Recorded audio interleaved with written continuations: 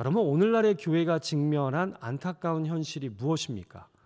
우리 구주 예수 그리스도께서 말씀하신 진리가 우리 안에 그냥 좋은 가르침으로 고개를 끄덕이게 하는 삶의 이론으로만 머물러 있지, 그것이 성도들의 삶 속에서 사건화되지 않는다는 점입니다.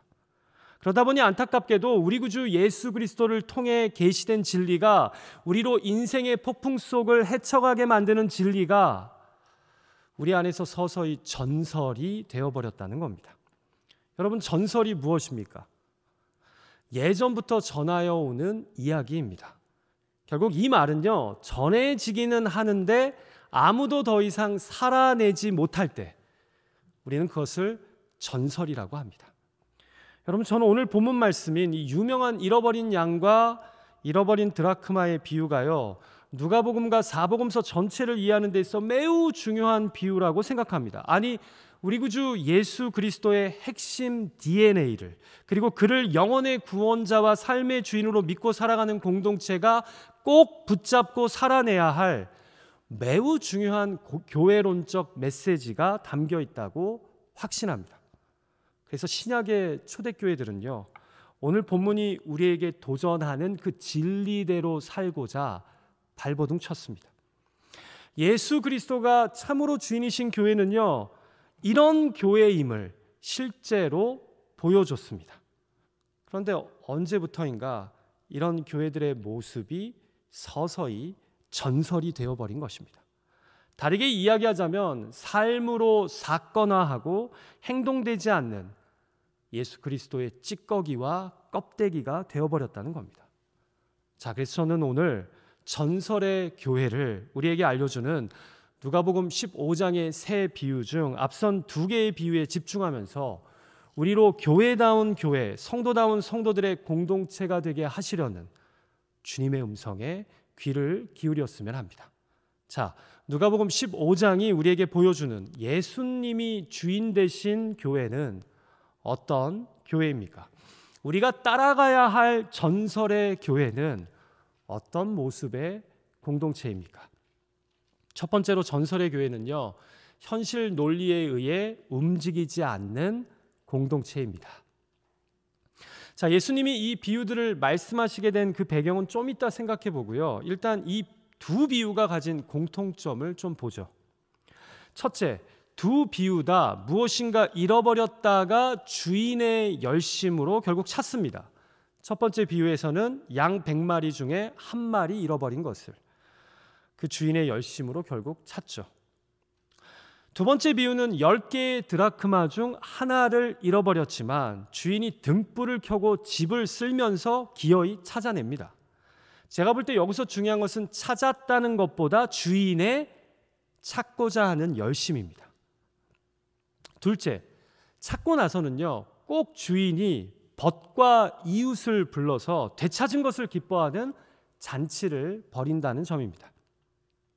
사실 이 두 비유에서요, 이 주인이 잃어버린 것을 포기하지 않고 찾아내는 그 열심도 중요하지만 더 중요한 것은 찾은 다음에는 꼭 벗과 이웃을 불러서 잔치를 했다는 것입니다. 셋째, 각 비유의 마지막 결론에서 둘 다 잃어버렸다가 찾은 기쁨을 죄인 한 명이 회개하고 돌아온 하늘나라의 기쁨으로 묘사한다는 점입니다. 이것이 본문 7절과 10절에 기록되어 있습니다. 자, 우리가 이 공통점들을 잘 이해하고 오늘 본문을 볼 텐데요. 먼저 우리가 생각할 것은 첫 번째 공통점입니다. 여러분, 이 첫 번째 공통점을 보면요, 현실 논리를 매우 무시하는 주인의 성향을 발견하게 됩니다. 자, 먼저 숫자 논리입니다. 같이 본문 4절을 다시 읽을까요? 같이 읽죠. 시작. 너희 중에 어떤 사람이 양 100마리가 있는데 그 중에 하나를 잃으면 99마리를 들에 두고 그 잃은 것을 찾아내기까지 찾아다니지 아니하겠느냐. 자, 그리고 두 번째 비유는 10드라크마 중 1드라크마를 잃어버린 이야기인데 역시 주인이 찾아내기까지 부지런히 찾아다녔다고 성경은 기록합니다. 좀 더 자세히 보시면 어두운 실내에서 이 드라크마 은전을 잃어버렸는지 등불을 켜고 온 집안을 쓸며 찾아다녔다고 기록합니다. 자, 여러분, 첫 번째 비유는 100분의 1의 비율이고 두 번째 비유는 10분의 1입니다. 혹자는 양 100마리 중 겨우 한 마리 잃어버린 것 때문에 그것을 찾고자 주인이 난리를 치는 것은 좀 이해가 안 돼도 당시 그리스 은전으로 대략 하루치 1당으로 여겨지는 한 드라크마는 겨우 10개 중에 하나를 잃어버린 것이니 주인이 찾고자 노력한 것이 이해가 된다고 생각하실지 모르겠습니다.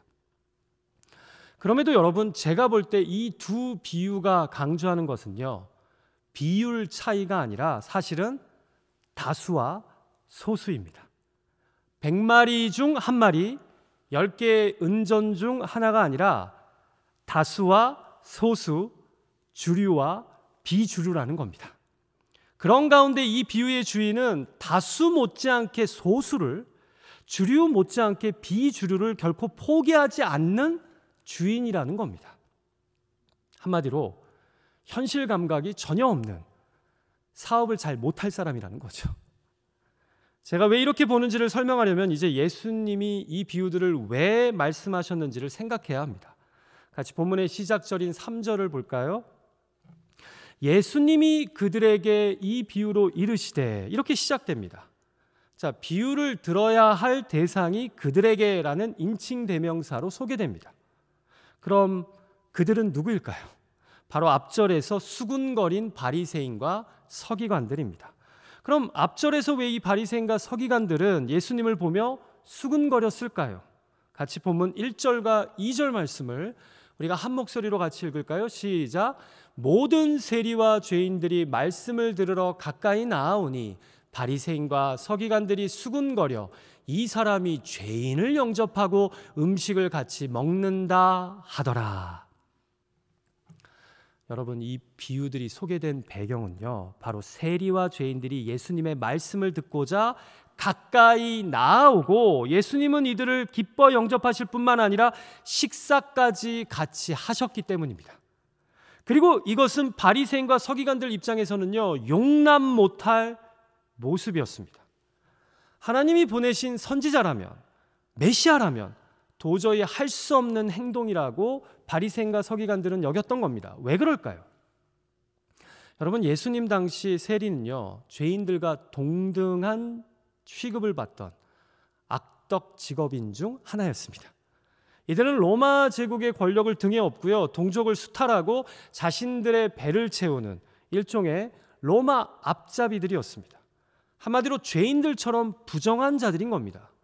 자, 그래서 사복음서에서 죄인이 등장하는 곳에는 항상 빠지지 않고 세리가 등장합니다. 동의어이기 때문입니다. 자, 이런 배경에서 예수님이 이 두 비유를 말씀하셨다는 것은요, 의도가 명확해집니다. 여러분, 예수님 시대 때 목회를 잘하려면요, 99가 손을 잡아야지 잃어버려진 죄인과 같은 단 한 명 신경 쓰면 목회 성공하기 쉽지 않습니다. 특히 수적 부흥 성장을 정말 원한다면 어렵습니다. 속썩이는 죄인 한 명 예수 믿게 하겠다고 노력하다가 그 사람 때문에 교회 떠나겠다는 99명이 생기기 때문입니다. 그 사람 꼴 보기 싫다고 말입니다. 여러분, 예수님 시대 때 신앙생활 잘 하려면요, 9개의 드라크마와 함께 해야지 부정한 세리와 같은 잃어버려진 한 드라크마에 신경 쓰면 안 됩니다. 신앙생활 편하게 하기 힘듭니다. 언제 그런 골칫덩이까지 신경 쓰면서 신앙생활 합니까? 솔직히 주일 예배 드리는 것만 해도 버거운데 말입니다.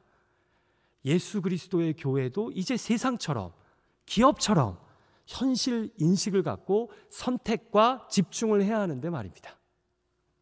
자, 그런데 주인을 상징하는 예수 그리스도는 지금 잃어버려진 양 한 마리, 은전 하나 찾겠다고 등불을 켜고 집을 쓸며 찾고 있습니다.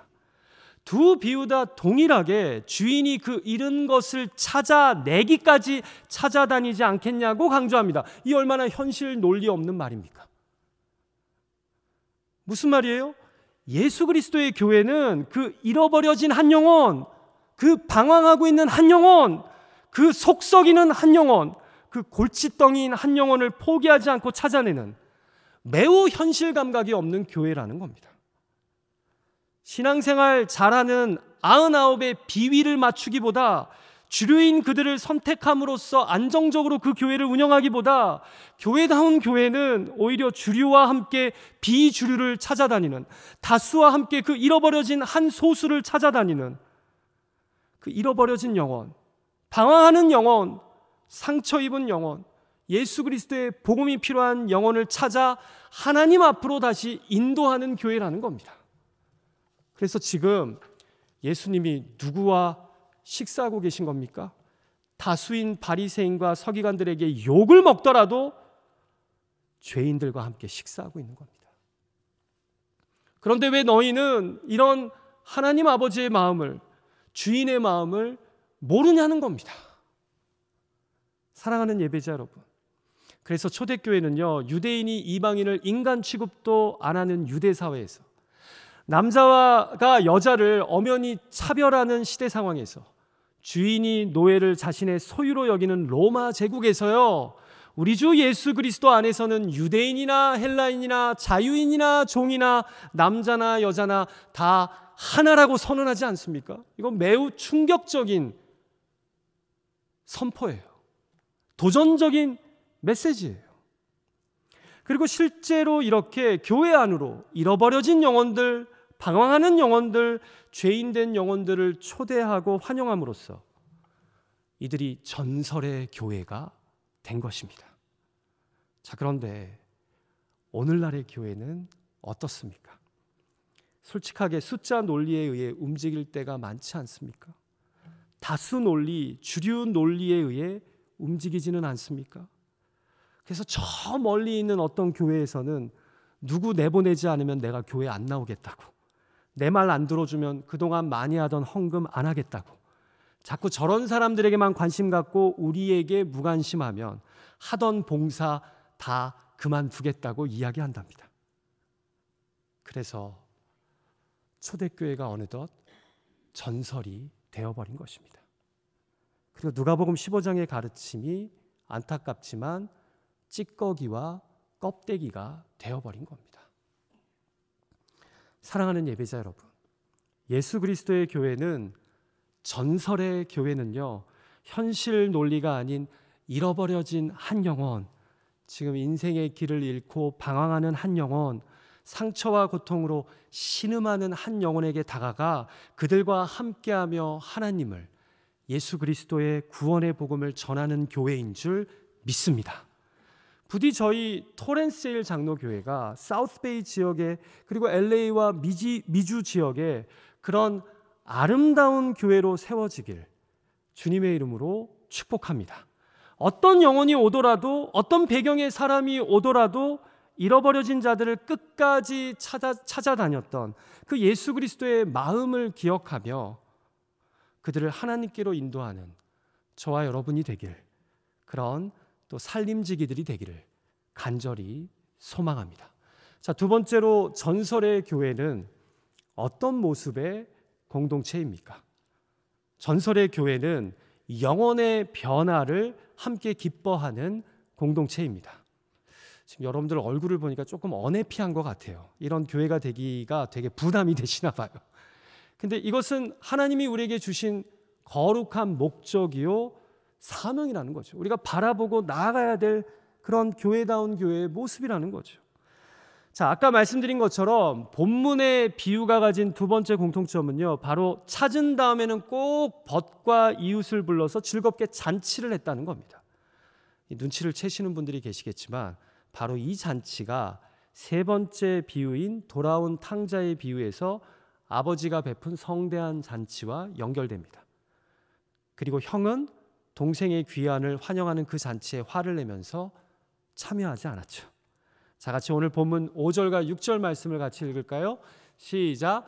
또 찾아낸즉 즐거워 어깨에 메고 집에 와서 그 벗과 이웃을 불러 모으고 말하되 나와 함께 즐기자, 나의 잃은 양을 찾아내었노라 하리라. 보십시오. 양을 찾은 주인 혼자만 즐거워하지 않고 꼭 벗과 이웃을 불러서 함께 즐거워하려는 주인의 모습을 우리가 발견하게 됩니다. 잃어버린 드라크마를 찾은 것도 마찬가지죠. 찾아낸즉 벗과 이웃을 불러 또 나와 함께 즐기자고 합니다. 사랑하는 예배자 여러분, 지금 누구 들으라고 하는 말일까요? 바리새인과 서기관들 들으라고 하는 말입니다. 왜요? 잃어버려진 세리와 죄인들이 예수님의 말씀을 들으러 가까이 나오고 예수님이 이런 그들의 변화를 보고 너무 기쁘셔서 지금 함께 식사까지 하고 계시기 때문입니다. 자, 그런데 이런 즐거운 자리에서 안타깝게도 바리새인과 서기관들은 예수님과 함께 즐거워하지 않습니다. 이들은 죄인들의 회개, 잃어버려진 영혼들의 변화에는 사실 아무 관심이 없기 때문입니다. 오직 자신들과 하나님과의 관계만이 중요하기 때문입니다. 그래서 예수님은 기뻐 함께 식사하시는데 바리새인과 서기관들은 그 기쁨에 함께 하고 있지 않는 겁니다. 심지어는 비유에서 하나님이 계신 하늘에서까지 이 돌아온 영혼, 회개한 죄인으로 인해 기뻐하는데 말입니다. 그래서 예수 그리스도의 복음을 증거하기 위해 존재하는 교회는요, 무엇보다 영혼의 변화를 소중하게 여기며 그 영혼의 변화로 인해 함께 기뻐하는 공동체입니다. 상처 입은 영혼의 치유와 방황하는 인생의 평안, 그리고 죄에 눌린 영혼의 회개와 자유를 위해 옆에서 돕고 지켜보다가 그러한 삶을, 사역을 하면서 교회의 존재의 의미를 되새기는 것이 바로 신앙 공동체라는 겁니다. 모여서 예배하다가 건물 짓고 그것을 유지하기 위해 존재하는 것이 교회가 아니라 영혼의 변화를 돕고 그 변화를 보고 함께 즐거워하는 것이 바로 예수 그리스도의 교회요, 초대교회가 보여준 전설의 교회라는 겁니다. 여러분, 그래서 제가 살림 공동체를 강조하는 겁니다. 여러분이 영적 가족 공동체인 살림이 아닌 주일 예배만 드리는 신앙인이라면 도대체 다른 영혼들의 아픔과 고민, 기도 제목을 어떻게 알 것이며, 그러면 어떻게 그 영혼의 치유와 회복, 회개와 변화를 위해 함께 기도하며 옆에서 돕겠습니까? 그러면 어떻게 그 영혼이 변화되어 가는 것을 지켜보며 함께 기뻐하는 그 즐거움에 동참하겠습니까? 여러분, 솔직히 제가 많이 부족하고 연약함에도 목회를 계속하는 이유가 이것 때문입니다. 함께 영혼의 구원과 변화를 돕고 지켜보는 그 기쁨과 감사가 양육자인 저의 삶에 있기 때문입니다. 여러분, 연배가 좀 지긋하신 분들 중에는 제가 이런 이야기를 자꾸 하면 솔직하게 부담을 느끼시면서 이렇게 답하시는 분들이 있습니다. 목사님, 내 나이에 이제 다른 사람들과 엮여서 힘들게 사랑하고 섬기고 싶은 마음 없습니다. 그냥 조용히 내 신앙만 잘 챙기고 싶습니다. 라고 말입니다. 물론 다른 사람들의 신앙에 걸림돌이 되지 않고 자기 신앙 잘 간수하는 것도 귀하고 중요하죠. 그러나 사랑하는 예배자 여러분, 제 이야기 한번 잘 들어보세요. 사실 우리가 나이가 든다고 자동적으로 늙어가고 노인이 되는 것이 아닙니다. 우리가 하나님이 주신 꿈을 삶 속에서 포기할 때 사실은 우리가 노인이 되는 겁니다.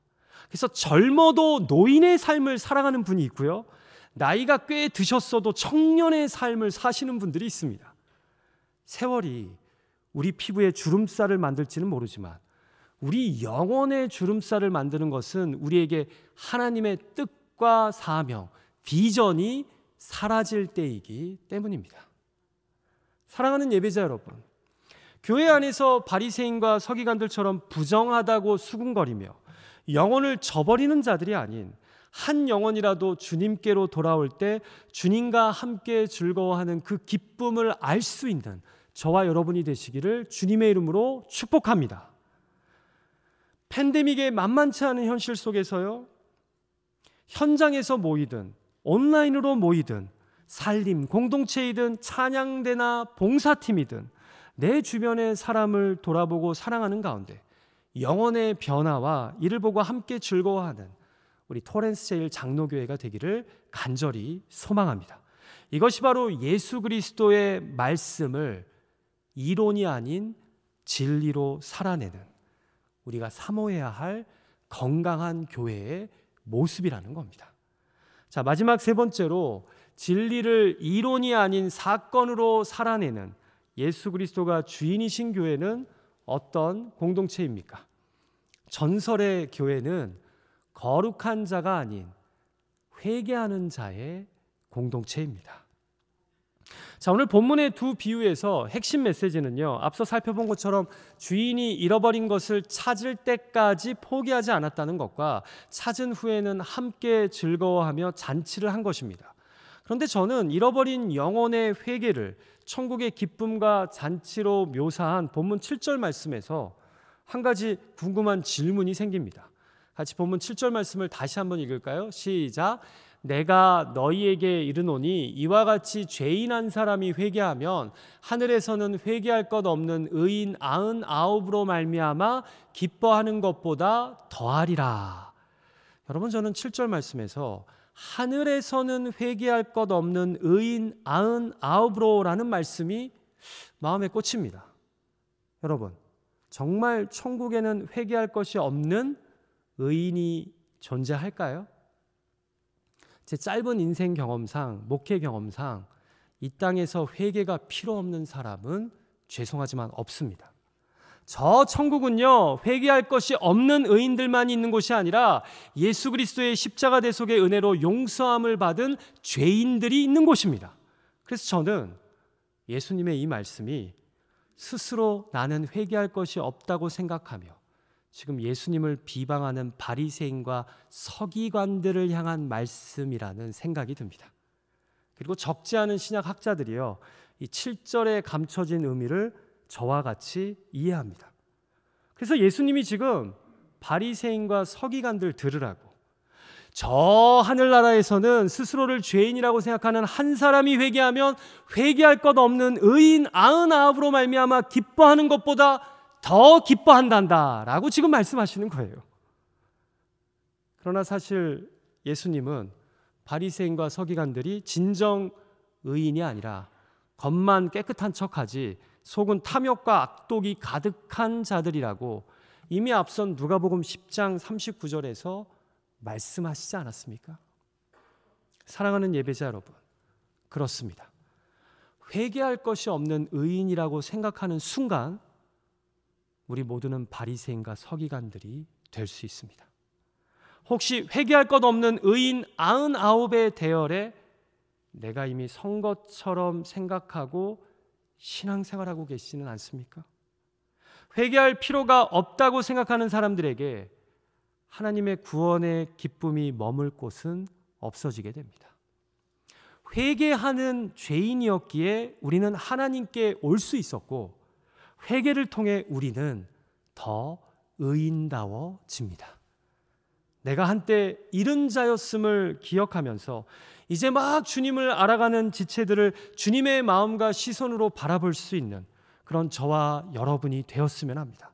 왜냐하면 예수 그리스도의 공동체는 스스로를 의롭다고 생각하는 거룩한 자들의 공동체이기 이전에 회개하는 자들의 공동체이기 때문입니다. 저는 오늘 설교를 준비하면서 일전에 들었던 한국의 초대교회 이야기가 생각났습니다.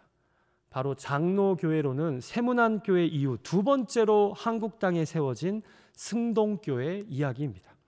여러분, 승동교회는요, 한국 선교 초창기에 백정들의 교회로 불리던 곳이었습니다. 당시 조선은 양반, 중인, 상인, 천인 네 계급의 신분사회였죠. 그런데 천민 계급 가운데서도 특히 백정은요, 가장 하층에 속하는 부류로 인간 대우를 받지 못했던 자들입니다. 그런데 시카고에 있는 맥코믹 신학교를 졸업하고 미국 장로교회 한국 선교사로 부임한 세뮤엘 뮤어 선교사가요, 당시 조선에 입국한 다른 선교사들이 주로 양반들이 모여 사는 안전한 곳에 집을 구해서 선교한 것과 달리 조선의 백성들 속 깊숙이 예수님의 마음으로 들어가 선교하겠다고요, 당시 백정들이 많이 모여 살던 한양 곤당골에 들어가서 양반 계층이 아닌 천민들과 함께 쌀밥과 김치를 먹으면서요, 조선말을 배웁니다. 교회 역사학자들은 그가 다른 선교사들에 비해 조선어를, 한국말을 빨리 습득했던 이유가 양반들보다 상인이나 천인 계층과 어울렸기 때문이라고까지 이야기합니다. 자, 그렇게 서서히 예수님의 복음과 사랑을 전하면서 세뮤엘 무어 선교사에 의해서 세워진 교회가 바로 승동교회인 겁니다. 여러분, 당시 곤당골에 살던 백정 중에요, 박성춘이라는 분이 있었습니다. 이분은 비록 자신이 무식쟁이이지만, 백정이지만 자식 많은 공부를 잘 시켜보겠다는 일념으로 이 선교사가 시작한 곤당골 예수교 학당에 아들을 입학시킵니다. 당시 백정으로서는 생각할 수도 없는 교육이지만 선교사가 운영하는 학교였기에 신분을 떠나 입학할 수 있었던 겁니다. 그러던 어느 날 이 박성춘이요, 콜레라에 걸려 사경을 헤매고 있을 때 세뮤엘 무어 선교사가요, 당시 친구였던 에비슨 선교사, 이 고종 황제의 어이이자 미국 사업가 세브란스의 도움을 받아 세브란스 병원을 세우신 분이죠. 그 친구 선교사에게 부탁을 해서요, 에비슨 선교사가 이 백정의 집에 가서 박성춘의 병을 살려 고쳐줍니다. 그래서 그가 기적적으로 살아나게 돼요. 그는 감히 왕의 어이라고 불리우는 자가 나같이 천한 신분인 백정을 살려주었다는 사실에 크게 감격을 하고요, 이를 계기로 회심을 하고 그리스도인이 됩니다. 그리고 더 놀라운 사실은요, 1911년에 박성춘은 승동교회 최초의 장로가 됩니다. 누가요? 백정 출신이요. 박성춘 장로님은요, 백정 출신으로는 조선교회 최초의 장로가 되신 분입니다. 여러분, 이렇게 승동교회 백정들이 많아서요, 이런 일도 있었대요. 양반들이 세뮤엘 무어 선교사님에게 저 백정들 나가라고는 안 할 테니까 뒷자리에 앉게 해주면 이 교회 계속 있겠다라고 얘기했는데, 세뮤엘 무어 선교사가 내가 아는 예수 그리스도의 교회는 그런 교회가 아니라고 끝까지 소신을 굽히지 않자 양반들이 그 교회를 떠났다고 해요. 근데 떠나서 또 다른 교회를 시작했대요. 하여튼 우리 한국인들의 이 배가 그 분립하는, 개척하는, 교회 개척하는 스피릿은 그때부터 있었나 봐요. 그리고 여러분, 더 놀라운 사실은요, 박성춘 장로가 예수교 학당에 보냈던 그 아들 박서양은 후에 세브란스 의전을 1회로 졸업하고 한국 최초의 외과 의사가 됩니다. 이건 놀라운 일이에요, 여러분. 사랑하는 예배자 여러분, 저는 승동교회 박성춘 장로님의 이야기에서 초기 한국교회의 아름다운 모습을, 초기 한국교회의 전설을 마주하게 됩니다. 초기 한국교회야말로, 그리고 세뮤엘 무어 선교사님이야말로 누가복음 15장이 말씀하는 예수 그리스도의 교회가 어떤 교회였는지를 바르게 알고 그것을 그대로 사건화할 줄 아는 신앙 공동체였던 겁니다. 말씀을 마칠까 합니다. 여러분, 저는 우리가 오늘 말씀을 단순히 교회 생활에만 적용하는 것이 아니라 우리 개인의 가정과 일터에도 그대로 적용할 수 있다고 생각합니다. 여러분이 가정과 일터에서 행여나 다수 논리와 주류 논리에 밀려 어쩔 수 없는 상황 핑계를 대며 소홀히 여기고 있는 우리의 잃어버려진 자녀, 친척, 우리의 잃어버려진 이웃, 동료는 누구입니까? 우리가 그들을 포기하지 말고 예수 그리스도의 사랑을 통해 하나님께로 인도해야 되지 않겠습니까? 우리 주변에 우리가 잊고 있었던 그 잃어버려진 영혼은 누구입니까? 우리가 예수님의 마음으로 그들에게 다가가 복음과 사랑으로 그들을 하나님께로 인도해야 되지 않을까요? 그래서 가족 구성원이, 일터의 사람들이 이 팬데믹 가운데서도 함께 힘을 모아 그 가족을, 그 영혼의 변화를 위해 함께 노력하고 그들의 변화를 보고 함께 기뻐해야 하지 않을까요? 부디 우리의 가정, 일터, 그리고 특별히 교회가 예수 그리스도가 그렇게나 원하셨던 누가복음 15장의 공동체가 되기를, 우리 교회가 이런 아름다운 전설을 다시 사건화하는 거룩하고 복된 교회가 되기를 주님의 이름으로 축복합니다.